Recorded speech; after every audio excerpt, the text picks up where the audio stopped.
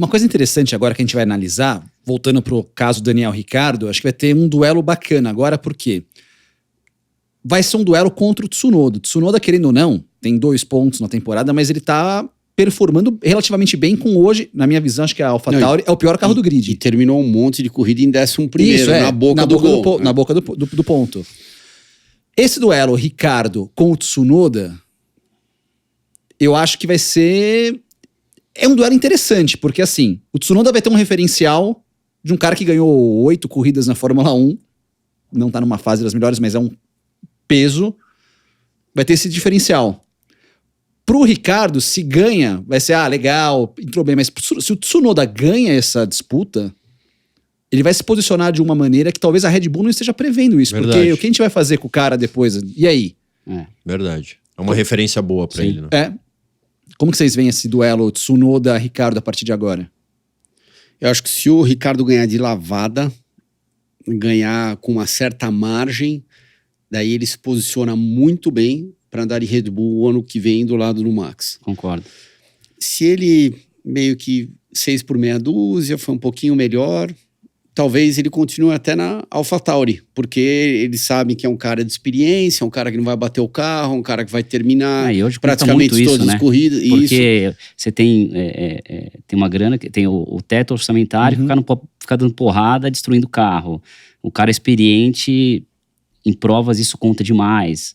Ele tem um diferencial. Então, talvez por isso que eles não trouxeram, talvez, um piloto jovem, sabendo de todas essas dificuldades. E hoje você vê que a Fórmula 1 não está hoje indo atrás de pilotos com grana, e sim pilotos que possam performar, porque o ponto na Fórmula 1 vale muito dinheiro. Então, acho que isso daí conta bastante também. E voltando pro Tsunoda, se ele for um pouco melhor que o Ricciardo, sinceramente, eu não vejo um futuro na Red Bull pro Tsunoda. O que se comenta do Tsunoda é no projeto Aston Martin Honda, Pode ser, que vai ser a partir de 26. pode ser. Mas eu não vejo o Tsunoda, de repente, sendo o cara para guiar a Red Bull do lado do Max. Eu acho que talvez... Se der um sacode no Ricciardo. É difícil, eu acho. Eu acho difícil. Eu acho difícil porque se fosse o cara para estar do lado do Max, ele já teria performado de uma maneira de Toro Rosso, AlphaTauri, de um jeito que o pessoal já ia abrir o olho e falar... Impressionar. Exatamente. Esse cara é o cara. Então a gente tem que colocar ele do lado do Max, que sinceramente não foi o caso. Agora, é até injusto da nossa parte se a gente virar e falar assim, ele é ruim, ele é um mau piloto. Não, de jeito nenhum. Todo mundo que tá lá dentro sabe o que tá fazendo. Claro. Não tem um cara que tá lá dentro que não sabe o que tá fazendo. Agora, tem alguns que sabem um pouco mais do que outros. Mas é uma coisa até interessante, você falou que você pode ver, talvez, se não performar mais ou menos, o Ricciardo pode ficar na AlphaTauri no ano que vem. Mas não é meio contra a origem do programa, de revelar talentos? Você deixar o Ricciardo, você tendo um Leon Lawson, que tá no Japão andando bem, já disse, tô preparado, tô pronto, inclusive, uma fofoquinha ali, no site da AlphaTauri, os titulares, tava Tsunoda e Leon Lawson. Falaram que o Ricciardo foi tão bem no treino que, assim, tiveram que fazer um rebuliço lá no treino de pneus que ele fez, que...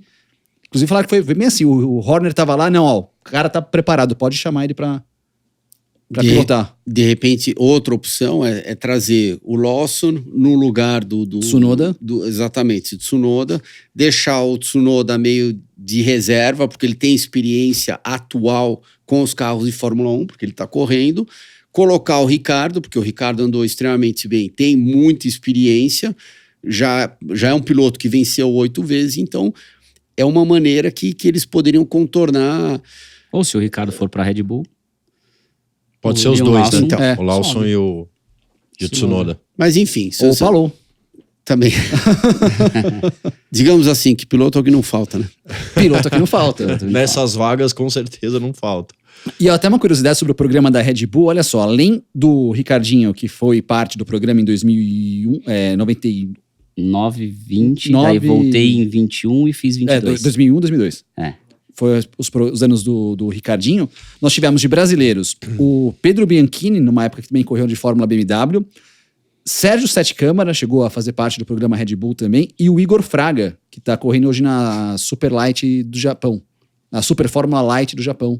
E o Igor Fraga. o Fraga. E o Felipe Fraga andou de DTM. E o Felipe Fraga de DTM. É que eu peguei o programa de monoposto para Fórmula 1, mas teve o Felipe Fraga também correndo de DTM, então foram esses os pilotos brasileiros que participaram. E no momento nós temos o Enzo Fittipaldi também no programa. Que são 12 pilotos ativos no programa Red Bull nesse momento, ativos na... Fora que esse ano na Fórmula 2, a Red Bull tem quantos carros? São acho que 5. 5 ou 6, né? Então, só na Fórmula 2. Daí, deixa eu ver aqui. Se você pegar a Super Fórmula, deve ter mais quantos carros? 2. Lá no Japão são 2. Aonde? Lá no Japão? Na Super Fórmula. Ó, quer ver na Fórmula 2? Deixa eu ver aqui, ó.